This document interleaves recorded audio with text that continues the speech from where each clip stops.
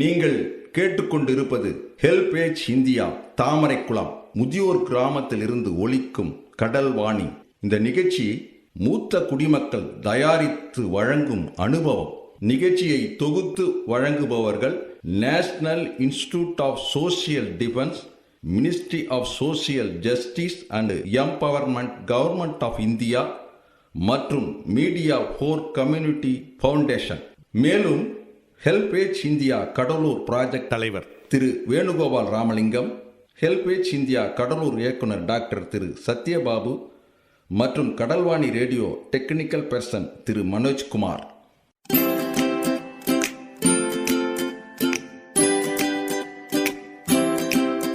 தந்தனத்தம் என்று சொல்லியே வெள்ளினில் பாட, ஆமா வெள்ளினில் பாட வந்துடுச்சு கடல்வாணியே, வந்துருச்சு கடல்வாணியே.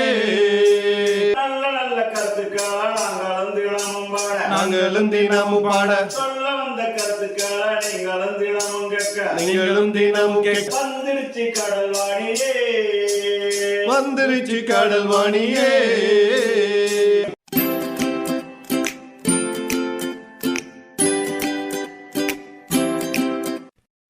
வணக்கம், என் பெயர் கனகமணி.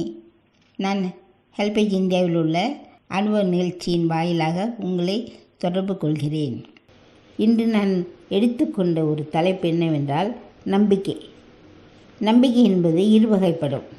ஒன்று சுய நம்பிக்கை, இன்னொன்று கடவுள் நம்பிக்கை.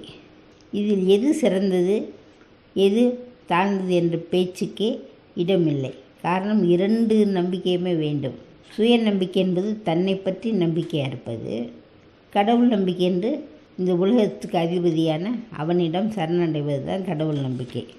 நம் முன்னோர்கள் எல்லாவற்றுக்கும் மேலாக கடவுள் நம்பிக்கையை தான் பெரிதாக எண்ணினார்கள். காரணம், கடவுள் இன்றி ஒரு அணுவும் அசையாது என்பதில் ஆழமான நம்பிக்கை கொண்டவர்கள் நம் முன்னோர். அது மட்டுமல்ல, எந்த ஒரு செயல் நம்ம செய்தாலும் அது கடவுள் நம்பிக்கையோடு செய்தால் அது நன்றாக அமையும் அப்படி என்பதுதான் அவர்களுடைய கோட்பாடு. இந்த இந்திய கண்டத்தைச் சேர்ந்த யாருமே கடவுள் நம்பிக்கையின்றி இருப்பது கிடையாது. ஏதோ ஒரு காலகட்டத்தில் ஒரு சில சமயங்களில் மனம் வெறுத்து கடவுள் அப்படி ஒருவர் இல்லை என்று சொன்னவர்கள் கூட பிற்காலத்தில் கடவுள் இருக்கிறார், அவரை நம்புகிறேன் என்று சரணடைந்தார்கள். ஒரு குழந்தை உருவாகும் போதே அந்த பெற்றோர்கள் அந்த கடவுள் நம்பிக்கையை அந்த பிள்ளைக்கு ஊட்டி விடுகிறார்கள். ஏனென்றால் அவர்கள் பேசும்போது, அவர்கள் நடந்து கொள்ளும்போது அது அந்த குழந்தை பார்த்து கொண்டே இருக்கிறது. அதனால் அதற்கு இயல்பாகவே கடவுள் நம்பிக்கை வந்து விடுகிறது. கடவுள் நம்பிக்கை என்பது ஒருத்தர் சொல்லியோ ஒருத்தர் வற்புறுத்தியோ வருவதல்ல, அது தானாகவே இயல்பாக வரக்கூடிய ஒன்று. இப்போ ஒரு குழந்தை நடக்குதுன்னா அல்லது சாப்பாடு எதுவும் கொடுக்கறதா இருந்தால் முதல்ல என்ன சொல்கிறாங்க? ஆண்டவனை நினச்சிக்கப்பா மனசில் அப்படின்றாங்க. அல்லது ஒரு செயல் செய்யும்போது அவனை நினச்சிக்கப்பா, அவன் நினச்சா எல்லாம் நல்லா நடக்கும் அப்படின்னு ஒரு பேச்சோடு தான் அவங்க அதெல்லாம் செய்வாங்க. காரணம், கடவுள் நம்பிக்கை இல்லாமல் நாம் இந்த வாழ்க்கையை நடத்த முடியாது, நடத்தினால் அது பொருளும் இருக்காது என்பது தான் அவர்களுடைய கோட்பாடு. அது மட்டுமல்ல, ஒரு செயல் செய்தாலோ அல்லது ஒரு திருவிழாவோ அல்லது வீட்டில் ஒரு ஃபங்க்ஷனோ ஒரு விசேஷமோ எதுவாக இருந்தாலும் முதலில் ஆண்டவனை வணங்கி விட்டு அப்புறம்தான் அவர்களுடைய தேவைகளையோ அல்லது அவர்களுடைய ஆசைகளையோ பூர்த்தி செய்வார்கள். இப்போ ஒரு பெண்ணை எடுத்துக்குவோம். அந்த பிள்ளை எந்திரிச்சோன்னு காலையில் குளித்து முடிக்கிட்டு நெற்றி நிறைய திருநீரோ குங்குமோ இல்லை அந்தந்த மதத்துக்குரிய ஒரு சின்னங்களோ அணிந்த பிற்பாடு தான் அது மற்ற அலுவல்களை தொடங்குகிறது. ஒரு ஆண் என்பவன் இதில் கொஞ்சம் வித்தியாசப்படுவான். ஏனென்றால் இவனுக்கு சுய நம்பிக்கை தான் அதிகமாக இருக்கும். கடவுள் நம்பிக்கை என்பது அது கொஞ்சம் குறைவாக தான் இருக்கும். குறைவுன்னா என்னென்னா, அவனோட அனுபவங்கள் இன்னும் சரியாக வரல, அதை அவன் தெரிஞ்சுக்கல அப்படின்ற ஒரு குறைபாட்டினால் வந்தது தானே தவிர அவனுக்கு கடவுள் நம்பிக்கை இல்லாமல் இல்லை. கடவுள்னு ஒருத்தர் இருக்கிறார், அவரை ஏன் நம்ம சும்மா தொந்தரவு செய்யணும்? அதான் நம்ம மனசில் நினச்சிக்கிறோம் பத்தாதா அப்படின்ற மாதிரி இந்த இளைஞர்கள் பேசுகிறாங்க செய்கிறாங்க. ஆனால் ஒரு காலகட்டம் வரும்போது அப்போ தான் அவங்களே தெரிஞ்சுக்கிறாங்க நாம் சொன்னது தப்பு தான், அவனின்றி எதுவுமே நடக்காது அப்படின்ற ஒரு முடிவுக்கு வந்துடுறாங்க. அதன் பிற்பாடு தான் முழு நம்பிக்கையோடு செயல்படுகிறார்கள். நிகழ்ச்சியை தொடர்ந்து கேட்பதற்கு முன் மூத்த குடிமக்கள் அதாவது சீனியர் சிட்டிசனின் உதவிக்கான டோல் ஃப்ரீ ஹெல்ப்லைன் எண்ணை நோட் பண்ணிக்கோங்க. 145667. இந்த டோல் ஃப்ரீ எண் காலை 8 மணியிலிருந்து இரவு 8 மணி வரை செயல்படும். மூத்த குடிமக்களின் உதவி மற்றும் ஆதரவிற்காக இப்போ அனுபவ நிகழ்ச்சி தொடர்ந்து கேட்கலாம். இந்த நம்பிக்கைக்கு ஒரு உதாரணம் சொல்கிறேன், கேட்டுக்கிறீங்களா? ஒரு வயசானவர், அவர் ஆண்டவனை தரிசிக்கணும் அப்படின்னு சொல்லி ரொம்ப அவருக்கு மனசில் ஒரு ஆழமான ஒரு என்ன சொல்கிறது எண்ணம் இருந்துக்கிட்டே இருந்துச்சு. இவருக்கும் வயசாகிருச்சு. அந்த கோயில் ஒரு குன்றின் மேல், அதாவது சின்ன ஒரு மலை மேலே இருக்குது. அங்கே போகணும். எப்படி போவார்? இவருக்கும் வயசாகிருச்சு. ஆனால் அவர் மனம் தளரலை. அப்படி இருந்தும் கூட அந்த நடக்க முடியாத ஒரு நிலையிலையும் கையை ஊன்றி தரையில் அப்படியே மெதுவாக நகர்ந்து போகிறாரு. அந்த கையெல்லாம் தேஞ்சி போகும். ஆனால் அதை பற்றியே அவர் சிந்தனை இல்லாமல் அந்த கோயிலை நோக்கி போயிட்டுருக்காரு.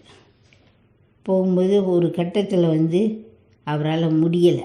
அதுக்கு மேலே அவரால் ஒரு அடி கூட எடுத்து வைக்க முடியல. அப்படின்னு, ஆண்டவா, இவ்வளோ தூரம் நான் வந்துட்டேன், எனக்கு முடியலப்பா, நீ தான் எனக்கு ஒரு வழி காட்டணும், நான் உன்னை தரிசிக்கணும், எனக்கு ஒரு ஆசீர்வாதம் கொடுப்பா, எனக்கு ஒரு வழியை காட்டப்பா அப்படின்னு மனமுருகி வேண்டும்போது அவர் போக வேண்டிய அந்த கோயில் அவர் கண் முன்னாலே தெரியுது. அவர் ரொம்ப சந்தோஷமாக அந்த கோயிலுக்குள்ளே போய் அவர் நினச்சபடி எல்லாத்தையும் வணங்கிட்டு வர்றாரு. இதிலேருந்து என்ன தெரியுதுன்னா, அவர் நம்பிக்கை, அந்த நம்பிக்கை தான் அவரை வெற்றி பெற வச்சிச்சு. மற்றபடி வேறு எதுவும் கிடையாது. ஏன்னா கடைசி வரைக்கும் அவர் நம்பிக்கை இழக்கலை. அவ்வளோ அவரோட சூழ்நிலையிலையும் நம்ம எப்படியாவது அந்த கோயிலுக்கு போயிடுவோம் அப்படின்னு சொல்லி நம்பித்தான் இருந்தார். இது சுயநம்பிக்கையும் கடவுள் நம்பிக்கையும் கலந்தது தான். இது எந்த நம்பிக்கைன்னு நம்ம பாகுபடுத்த முடியாது.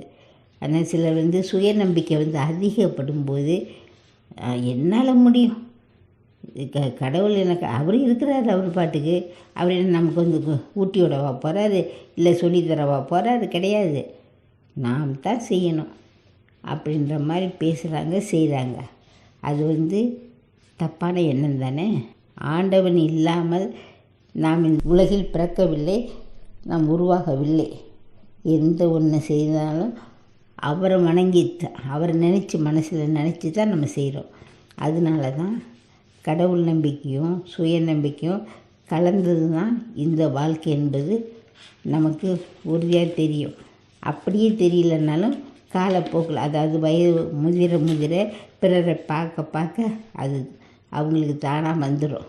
அப்படி ஒரு நிலையில் தான் நாம் என்ன செய்கிறோம், எல்லாத்தையும் விட்டுட்டு நீயே சரணம், நீ இல்லாமல் எனக்கு வேறு எந்த கதியும் இல்லை அப்படின்னு சொல்லி சரணடைஞ்சிடுறோம்.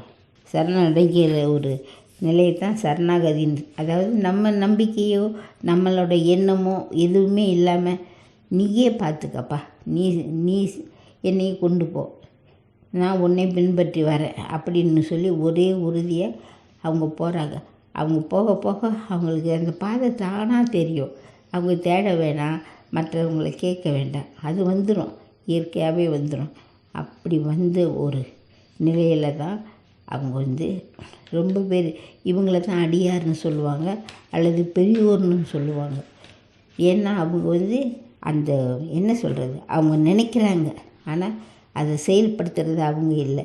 எல்லாருக்கும் மேலான அந்த ஆண்டவன் தான் ஏதோ ஒரு வழியில் அதை செயல்படுத்திடுறாரு. அந்த ஒரு நம்பிக்கை தான் இன்ன வரைக்கும் நம்ம வாழ வைக்குது, நம்ம நல்ல வழியில் போக வைக்குது. இதை நம்ம தெரிஞ்சு செயல்பட்டோம்னா நம்ம வாழ்க்கையும் நல்லாயிருக்கும், நம்ம சேர்ந்தவங்களும் நல்லா இருப்பாங்க, நமக்கு பிறகு வரக்கூடிய நமது செல்வங்களும் நல்லா இருப்பாங்க. இப்போ ஒரு குழந்தை பிறந்து வளர்ந்த உடனே அது தாய் தாப்பம் இல்லாமல் நடக்குது, தாய் தாப்பம் இல்லாமல் செயல்படுது இல்லை.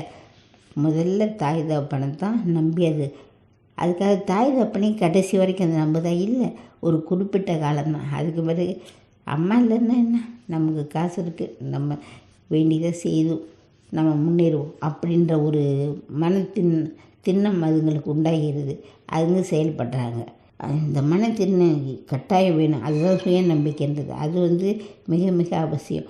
ஆனால் அந்த நம்பிக்கையை நம்ம ஒரு முதலடியாக தான் எடுத்துக்கணும். அதன் மேலே தான் நம்ம கடவுள் நம்பிக்கை அவரோட பின்பற்றணும். அவரோட செயல்களை நாம் மனசார நேசிக்கணும். அப்படின்ற மாதிரி ஒரு நிலை வந்துருச்சுன்னா நமக்கு இந்த வாழ்க்கையில் வர கஷ்டங்களும் பாதிக்காது. அதனால் நாம் நிலை குலைஞ்சு நிற்க மாட்டோம். ஏன்னா சுய நம்பிக்கை அப்படின்றது ரொம்ப தேவை. ஆனால் அதுவே இறுதியே அல்ல. அதை எல்லாரும் புரிஞ்சுக்கணும். ஆண்டவன் நமக்கு பக்கபலமாக இருக்கிறாரு அப்படின்ற அந்த ஒரு எண்ணம் நம்மகிட்ட இருந்துச்சுன்னா நம்ம கடைசி வரைக்கும் நல்ல ஒரு நிலையில் இருப்போம். மற்றவங்க பிறர் போற்றக்கூடிய அளவில் தான் நடப்போம். எந்த தீய செயலையும் நம்ம இறங்க மாட்டோம். ஏன்னா நமக்கு தெரியும், நம்ம செய்கிறத பிறர்கிட்ட இருந்து மறைக்கலாம்.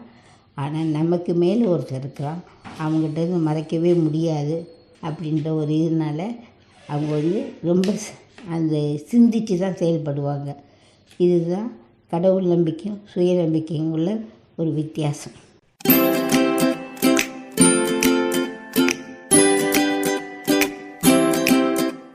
நேயர்களே, இந்த அனுபவ நிகழ்ச்சி இத்துடன் நிறைவு பெறுகிறது.